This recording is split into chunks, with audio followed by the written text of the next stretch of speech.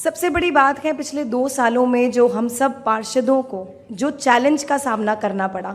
Bharatiya Janata party ने कोई भी कसर नहीं छोड़ी कि 15 साल एमसीडी में राज किया है और अब 15 साल के बाद जब उनको लगा कि दिल्ली में एक माहौल सा बन गया है, आम आदमी पार्टी एमसीडी में आने वाली है, उनका पहला साजिश और पैंतरा था डीलिमिटेशन कर देना, रोटेशन कर देना कि जब हमारी 272 हमारी जब सीटें थी उसमें से 270 हमारी आम आदमी पार्टी की आनी थी। डीलिमिटेशन करने के बाद 250 सीट कर देना।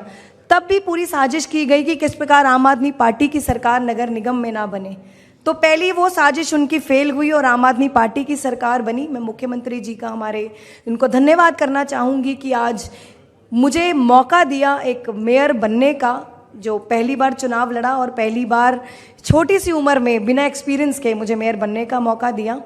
अब सबसे बड़ी बात है, भारतीय जनता पार्टी ने मेयर का चुनाव हो, डिप्टी मेयर का चुनाव हो, स्टैंडिंग कमेटी का चुनाव हो, अभी हाल ही में आपने देखा होगा हमारा स्टैंडिंग कमेटी के 6ठी सीट का चुनाव था और किस प्रकार भारतीय जनता पार्टी ने अधिकारियों पर, ऑफिसर्स पर प्रेशर डाल के अकेले चुनाव करवाने की कोशिश करी। हम सुप्रीम कोर्ट गए, सुप्रीम कोर्ट ने पूरे मामले का संज्ञान लिया और सुप्रीम कोर्ट ने एलजी साहब को फटकार लगाई कि किस प्रकार से लोकतंत्र और संविधान को खत्म करने की कोशिश की जा रही है और अब उस चुनाव प्रक्रिया पर रोक लगा दी गई है। और मैं आप सबको आप बधाई का पात्र हैं, शुभकामनाएं मैं आपको देना चाहूँगी। पिछले 1 साल में जिस प्रकार से एक एक करके हमारे सभी नेताओं को जेल में डाला गया ऐसे झूठे फर्जी केसों में, और आप लोगों ने जो डट कर, एमएलए हो या काउंसलर्स हो, सब लोगों ने डट कर धरना प्रदर्शन करा, अपनी लड़ाई लड़ी, उसके भी आप लोग बधाई का पात्र हैं।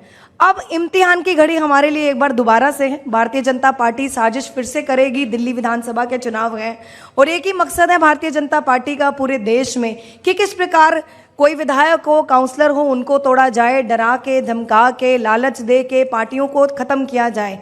अब दिल्ली विधानसभा चुनाव में भी हम सबको मिलकर डट कर भारतीय जनता पार्टी से सामना करना है। भारतीय जनता पार्टी से हमें लड़ाई लड़नी है और दिल्ली में हम सबको इस बार अपने एक एक विधायक को जितवाना है, क्योंकि काउंसलर ही सबसे बड़ी जो कड़ी है जो आम पब्लिक से जुड़कर रहती है।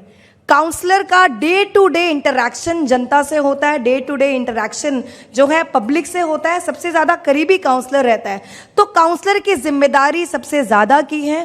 और जिस प्रकार पिछले 1-1.5 साल से आप लोगों ने जो हमारे साथ जो एकता दिखाई है, मैं चाहती हूँ एक बार फिर से हम सबको वो एकता दिखानी है।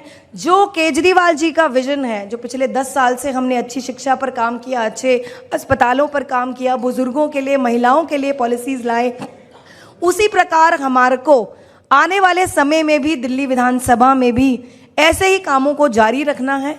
और आप सबकी ड्यूटी है, हम सबकी जिम्मेदारी है। केजरीवाल जी ने हमको मौका दिया था कि हम मैक्सिमम जो हमारे काउंसलर हैं, कुछ ऐसे भी काउंसलर्स हैं जो बड़े एक्सपीरियंस्ड हैं और कुछ ऐसे हैं जैसे मेरे जैसे या और भी बहुत सारे नए हैं जिनको मौका दिया आम आदमी पार्टी ने। अगर हम दूसरी पार्टी की बात करें, कांग्रेस की, बीजेपी की, 15-15, 20-20 साल निकल जाते हैं, एक पार्षद की टिकट नहीं मिलती। एक आम आदमी पार्टी ही ऐसी पार्टी है जिनकी वजह से हमें मौका मिला, जिनकी वजह से हम पब्लिक रिप्रेजेंटेटिव बने और हमें जनता की सेवा करने का मौका मिला। ये बात भी मैं मानती हूँ, बहुत सारे काउंसलर्स हमारे पास आते हैं, बजट नहीं है, बजट की कमी है, फंड्स की कमी है, अधिकारी नहीं सुनते, अधिकारियों पे प्रेशर डाला जाता है कि आम आदमी पार्टी के लीडर्स की बात नहीं सुननी, बजट पर रोक लगा दी जाती है। अब पिछले 15-20 दिनों से हर काउंसलर की एक ही डिमांड है कि 500 करोड़ का जो मेयर डिस्क्रिशनरी फंड है उसको रिलीज क्यों नहीं किया जा रहा। मैं आपको बताना चाहूँगी, ये भी अधिकारियों को ऊपर से दबाव है कि इस फंड को रिलीज नहीं करना। जिस प्रकार दिल्ली सरकार के कामों पर रोक लगा दी जाती है, फंड को रोक लिया जाता है, उसी प्रकार इस बार एमसीडी के बजट को भी रोक लगा दी गई है। बट उस पर भी हम चर्चा कर रहे हैं। मुझे याद है मार्च के महीने में आप सभी साथियों ने अपने रोड्स का जो एस्टीमेट है उसकी फाइल्स दी थी, जिसका लेटर बना के 31 मार्च से पहले ही कमिश्नर ऑफिस में मेरे द्वारा भिजवा दिया गया था। और अब रीअप्रोप्रिएशन की भी बात की गई थी, वो अपना 200 करोड़ का फंड वापस मांग रहे हैं। बट हमने भी अधिकारियों के आगे अपना प्रस्ताव रखा है कि पहले उन फाइल्स को अप्रूव किया जाए जो पिछले मार्च महीने इस साल मार्च